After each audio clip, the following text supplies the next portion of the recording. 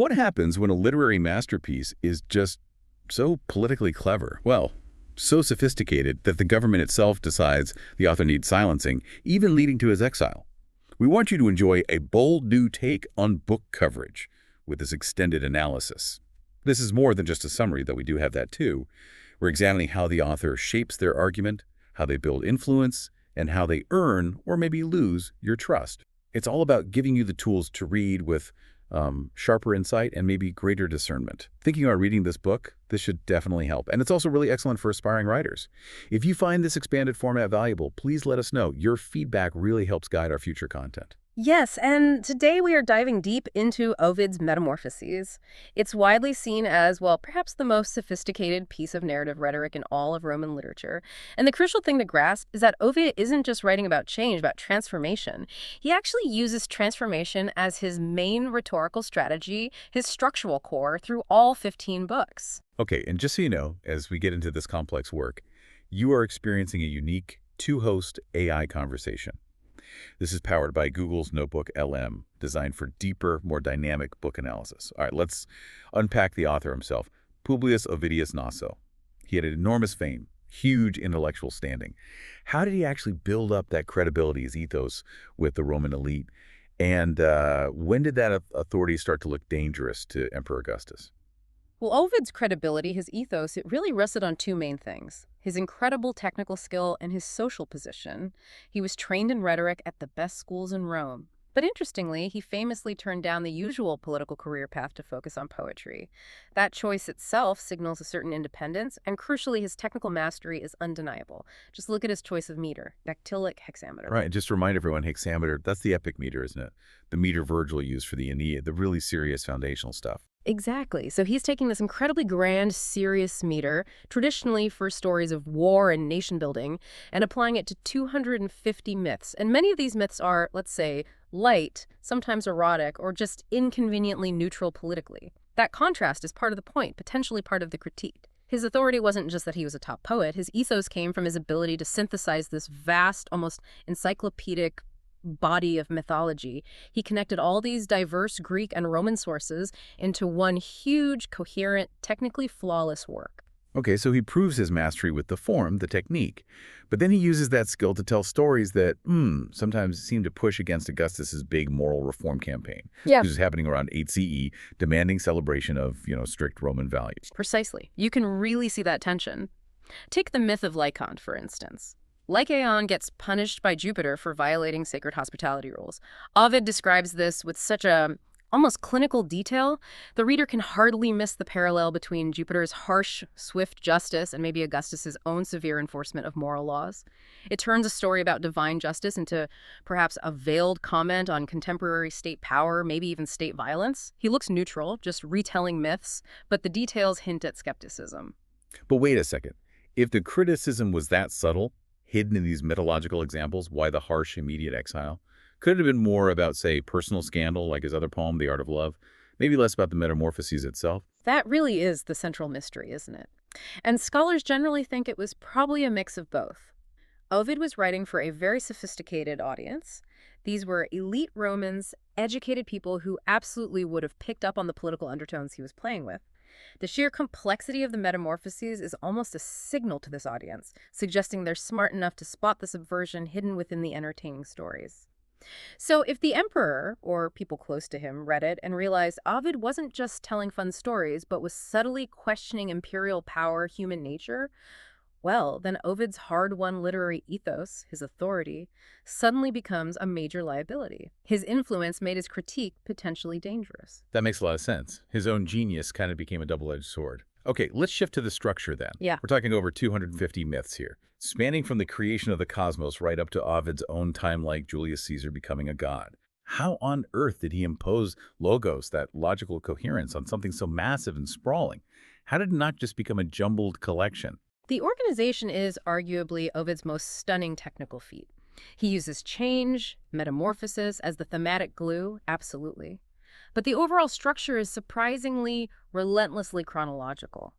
Which sounds simple, but weaving disparate myths into a timeline is incredibly hard. It moves from the creation myths through the Age of Heroes, the Trojan War, the founding of Rome, and right up to the Augustan Age itself. Ah, so by forcing that strict chronology, he makes the reader see even sensitive contemporary things, like Caesar's deification, as just another transformation, part of a larger inevitable pattern. Exactly. He kind of elevates the political moment to mythological status, but by doing that, he also subtly downplays its uniqueness, maybe its permanence. It's just another change in a long sequence.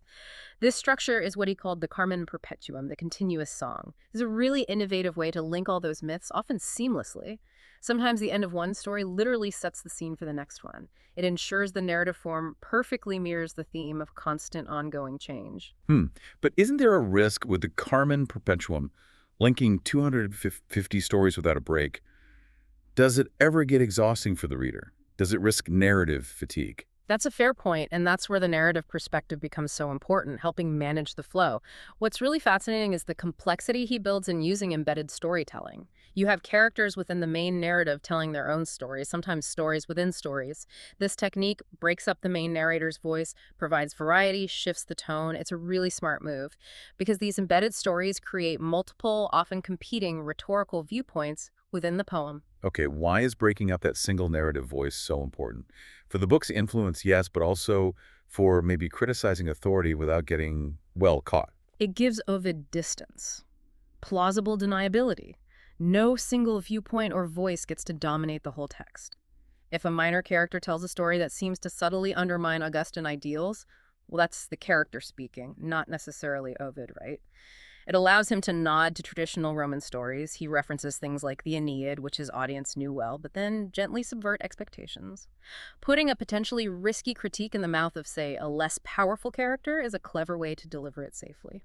Okay, let's talk about actually reading it. If the structure is this logical marvel, then the emotional hook, the pathos, must be what makes all this transformation feel real, immediate, maybe even terrifying. Yeah. How did Ovid tap into the reader's emotions, especially with the often graphic nature of Metamorphosis? Oh, he's an absolute master of emotional manipulation. The transformation scenes aren't just described, they're crafted to provoke intense feelings, sympathy, horror, deep pity. He creates this pathos using incredibly vivid sensory details during the physical change itself. Think about Io being turned into a cow. Ovid focuses on her desperation as she tries to scratch her name in the dust with her hoof to communicate who she still is inside. That visceral detail makes you feel her vulnerability, the humanity trapped in that new form. It's gut-wrenching. Wow, that's powerful. So it's not just an intellectual exercise about change, it's about personal horror, loss of self. Exactly. He makes sure the reader feels it. Another key technique is using direct speech. Often, Ovid lets the character speak or try to speak right at the moment of transformation.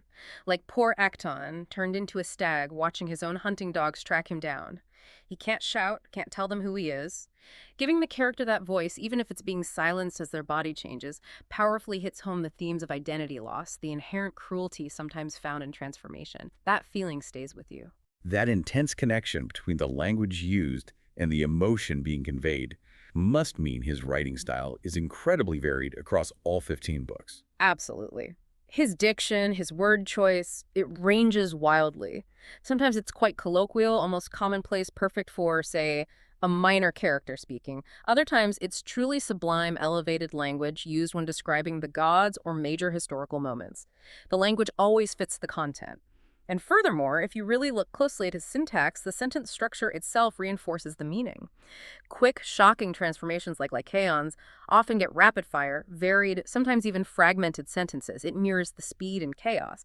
But then, more permanent, stately changes, like Caesar becoming a god, use longer, more measured, almost grand sentence rhythms. The language literally transforms with the characters. If you're enjoying this level of literary dissection and deep analysis, definitely check out Mindful Moments. That's our YouTube channel offering AI book analysis, summaries, and critiques, all designed to inspire reflection and rational thought. So if we try to connect all these threads back to the bigger picture, the Metamorphoses was a profound act of generic innovation. Using that serious, epic hexameter for what was often considered lighter mythological material created this incredible tension between form and content. The work really defies easy labels. It blends the grandeur you expect from an epic with the emotional, personal focus of the elegiac poetry he was also famous for. He essentially created something entirely new. But what does all this mean for you, the listener, today? This highly technical, sometimes politically tricky analysis. What's the takeaway? Ovid definitely succeeded in his stated aim, chronicling transformation. But it seems his unstated goals, providing sheer entertainment and, crucially, offering that subtle political commentary, that's why the book is still read and debated 2,000 years later. The cultural resonance is just undeniable. The Metamorphoses proved incredibly effective rhetorically, echoing through centuries and cultures. It influenced giants like Dante, Chaucer, Shakespeare, countless artists in painting, sculpture, music, too. This enduring global appeal really validates Ovid's complex rhetorical choices. He managed to make these ancient myths speak directly to timeless human concerns about identity, about power, and about the fundamental reality of change that everyone faces. Right. So to wrap up our analysis, modern scholarship really hammers home Ovid's exceptional rhetorical skill. The poem's amazing ability to support so many different interpretations. You can read it mythologically, politically, psychologically. That's the ultimate mark of his mastery. It's truly a work about transformation that ended up transforming epic poetry itself. And maybe a final thought to leave you with, considering Ovid's exile and how subtle his critique often was. Does an author who uses artistry, that kind of nuance, to challenge power perhaps earn more trust from you, the reader, than one who is overtly and explicitly political? Something to ponder. Click the link on screen for the in-depth book summary. And please subscribe, share, maybe purchase via the link, and above all, think rationally. See the many genre-based book podcasts at Mindful Moments. Subscribe and nourish your mind on the go.